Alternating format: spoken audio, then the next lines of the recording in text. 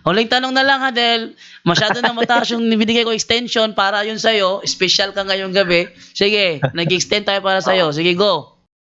Maraming salamat. Di ba, nagsa-sign of the cross ba kayo? Bro, mga 2 oras yan, bro. Nagsa-sign of the cross ba daw tayo? Yes, bro. Nagsa-sign of the cross kami, bro. Nasa Bible ba yun, bro? Nasa Bible ba yung sign of the cross? Oh, eto. Binasa Andyan, nga. tatak ngayon mo dyan doon ng Diyos sa kanyang bayan eh. Ito, natin Ezekiel 4. And Yahweh said to him, go all through the city, all through Jerusalem, and mark a cross on the foreheads of all who grieve and lament over all the loathsome practices in it. Sa Bisaya niyan, sa Biblia, sa Kristohanong Katilingban, nakalagay dyan timaan sa cross o sign of the cross. Oh, so Sa Tagalog, bro. Tagalog. Tagalog, wala sa Tagalog yan. Binasa ko nga New Jerusalem Bible. Sabi mo kasi, saan mababasa? Eh di binasa ko kung saan mababasa. Wag mo kong hanapan doon sa hindi siya mababasa. Dahil ang tanong mo kasi, saan mababasa? Parang ganito ba? Rodando, Oh, napansin ko yung tanong niya, ipapabasa niya sa Tagalog ang sign of the cross. English naman yung English sign of the cross, bro. Huli! bro, Tandaan. ito bro bigyan kita ng linaw Bigyan kita ng linaw. Ang iglesia, binigyan ni Kristo ng otoridad. Yan ay nasa Mateo 18:18. Tandaan ninyo, anumang ipagbawal nyo sa lupa, ipagbabawal sa langit. At ang ipahihintulot nyo sa lupa, ipahihintulot sa langit. Ngayon, ang haligit saligan ng katotohanan, yung iglesia. Sila ang binigyan ng pahintulot, ng authority na magpahintulot at magbawal. Ang tanong, ipinapahintulot ba, Brother Romel Palma, ng iglesia dito sa lupa ang sign of the cross? Yes. Yes, dahil pinapahintulot ng iglesia sa lupa ang sign of the cross, sabi sa Matthew 18:18, ano man ang ipahintulot nyo sa lupa, ipapahintulot sa langit. Ngayon, pinahintulot ng iglesia sa lupa ang sign of the cross. May pahintulot ba sa langit yan, Brother Romel? Yes. Meron Yun. yan. At saka bro, Janda, may tanong ako sa kanya. Una bro, basahin mo nga muna bro ang 7:2 ng Apokalipsis Tagalog kasi ayaw niya ng English. Tagalog. At nakita ko ang ibang anghel na umakyat mula sa sikatan ng araw na taglay ang tatak ng Diyos na buhay. Yan. May pantatak ang anghel na buhay at kung babalik kami yan sa uno, mga tao ang tinatakan. Basahin mo bro Jando ang 3:18 ng Filipos. Sapagkat marami ang nagsisilakad na siyang madalas na aking sinabi sa inyo at ngayon sinasabi ko sa inyo na may pagiyak na sila ang mga kaaway ng krus ni Kristo. Sino ngayon bro ang kaaway ng krus ni Kristo? Yung tinatakan o yung walang tatak? Yung walang tatak, pero hindi naman sinabi ron na Yung walang tatak. May tatak nga tapos yung walang tatak. Ano ba yan? Malinaw dun sa City 1:2 ng Revelation, may pantatak para sa mga bayan ng Diyos. At San Pablo sa 3:18 ng Filipos, ang sabi ni San Pablo, marami ang nagsisalakad sa mga tao na kaaway sa krus ni Kristo. Kayo, hindi naman kayo nagtatatak ng krus eh. Kami, sign of the cross, kaya tatak ng krus ni Kristo yan. Ayun, Brother J. Corpus, pinahintulot ng iglesia sa lupa ang sign of the cross, may pahintulot sa langit yan, tanggapin mo man o hindi. Correct. tanda nga, bro. Di ba wala naman sa Biblia? Kalinaw na Bro, rin. napakalinaw yung mga talatang pinagbabasa namin. Sabi sa talata sa Biblia, anuman ang ipahintulot nyo sa lupa, ipapahintulot ko sa langit. Anuman ang ipahintulot nyo sa lupa, ipahintulot ko sa langit.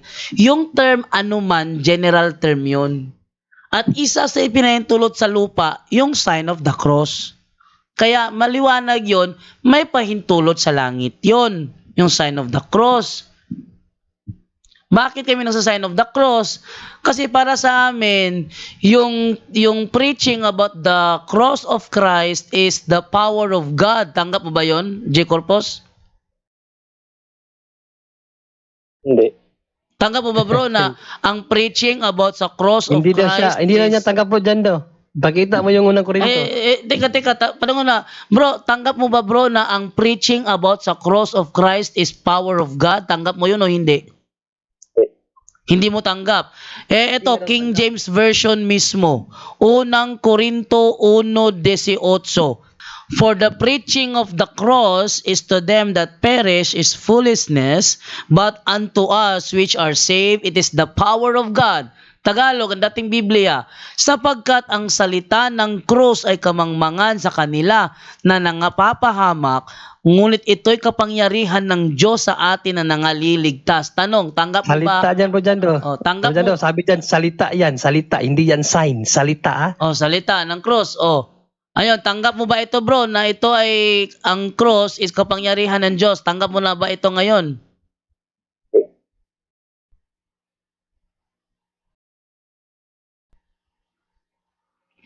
Jay? Hindi bro.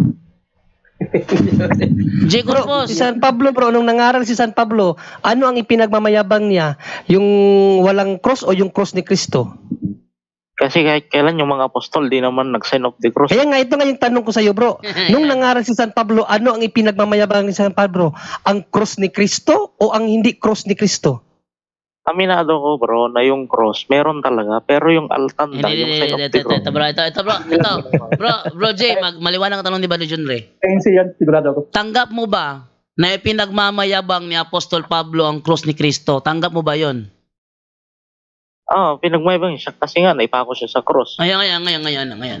Sa paanong paraan mo ipinagmamalaki ang cross ni Kristo? Yan, maganda yan.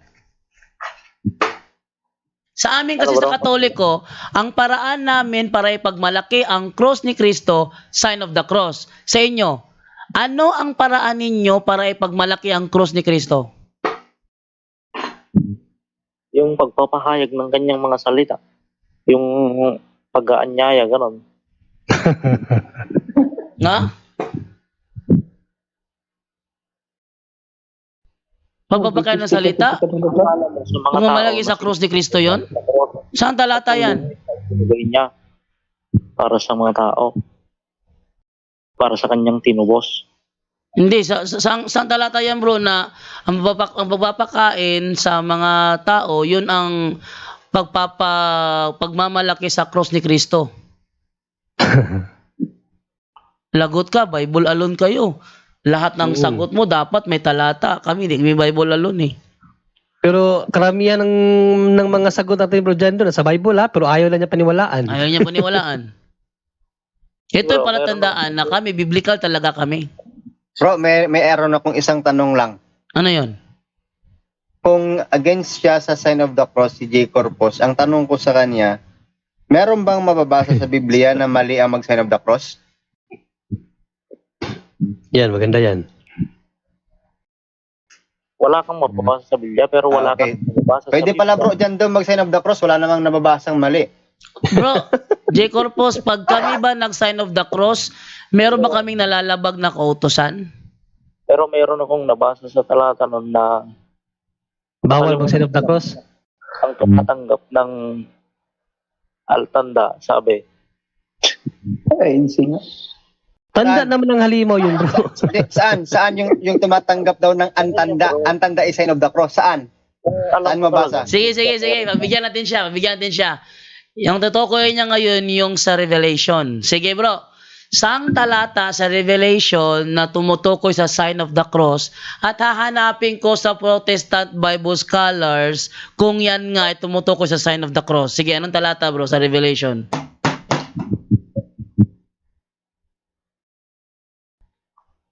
Trisi 18 yan bro dyan, sigurado ako. Tatak yan sa halimaw, hindi naman halimaw ang... Yun na nga. Sa kanila kasi, yung tatak sa noot sa kanang kamay, sign of the cross sa kanila yon. Para ma-confirm natin nga tama nga kanilang unawa sa Biblia, ating i-consult sa mga Protestant Bible scholar kung sign of the cross ba talaga ibig sabihin nun. Sige, Brother J. Corpus, saan talata yun? I-consult ko sa mga Bible scholar kung sign of the cross ba talaga yun. Saan talata yun, bro? sa, ano bro, sa talata, di ba sabi ko nga kanina, nakalimutan ko na, pero 13:18 yan bro, dyan doon, ang Revelation, turuan na lang natin. Revelation 13:18. O sige. Tingnan natin sa Revelation. I-confirm lang ha kung ito ba talaga yung tinutukoy mong talata ha. 13:18, the book of Revelation na sabi ganito. Dito'y may karunungan. Ang may pagkaunawa ay bilangin ang bilang ng hayop, sapagkat siyang bilang ng isang tao at ang kanyang bilang ay 666. Ito ba? Di, yung ano bro, yung may tatak ng halimaw bro. 17. Ah, At nang huwag makabili o makapagbili ang sino man kung hindi siya mayroong tanda sa makatuwid yan. ay pangalan ng hayop o bilang ng kanyang pangalan. Ito ba yung tanda? Sinasabi mo bro? Ito ba yung tanda? J. Corpus, ito ba yung tanda? Sinasabi mo? hindi yan bro, iba yan. 16. At ang lahat, maliliit at malalaki, at mayayaman at mga dukha, at ang mga laya at ang mga alipin ay pinagbigyan ng isang tanda sa kanilang kanang kamay o sa noo. Ito na yun bro. yan. 13:16 of Revelation, ito na ba yun? Iba yan bro, iba. Ito. Meron kasi akong, basta alam ko ba? Wala namang walang ibang objection sa cross maliban sa Revelation 13:16 to 18 yan yun. Kasi Sabi, baka meron siya. Sa kanya baka ay meron. iinom din naman ng alak atin, ng kagalitan ng Diyos, sabi. Kagalitan ng Diyos, ano yun? Alak ng kagalitan ng Diyos, sabi niya. Sabi ni Princess Naomi Narumi, ano ba yung nagtatanong, parang hindi siya handa. Palagi naman yung ganyan, sister. Lahat ng nakakapasok sa punto por punto, pagdating sa tanungan, palaging hindi handa. Ito kasi yon. Ba't sila hindi handa? Kasi, ang kanilang pastor, pag nangaral sa kanila, feeling nila, ang gagaling na nila. At tayo, wala tayong kaalam-alam. Mangmang tayo sa Biblia pag silang nagsalita. Kaya yung mga Katoliko na nakakonvert sa ibang relihiyon, akala nila talagang mangmang tayo sa Biblia. Pero totoo, hindi lang niya pinagbigyan ng panahon na siya mag-aral ng Biblia. Correct. Nalipat ng ibang reliyon, tapos sabi niya, mangmang Katoliko, walang alam ang Katoliko. Mga Katoliko kami dito, pero nahihirapan ka, J. Corpus. Hindi pa nga nakapuntos bro eh. Lahat ng mga tuligsa niya, inamin niya na ginagawa nila. At saka on live tayo ngayon na yung mga tanong mo hindi lahat umubra. Yung expectation mo na magwawagi ka sa talakayang ito hindi nangyari. Ayan yan na advice sa mga protestante, huwag kayong masyadong sa sarili nyo na ang gagaling nyo na. Yan ang sinabi ni Alfie Angeles na feeling nila sa MCGI, refer sa MCGI, ang feeling nila is ang gagaling na nila, pero totoo walang alam yan. Bro, mag-aalauna na kasi sa akin bro, baka pwedeng tapusin na natin. Sige, tapusin na natin to dahil mag-aalauna na kay Brother John Ray, nasa South Korea Schedule na lang siya. bro. Schedule na lang siya sa talakayan. Schedule na lang natin sa Lunes.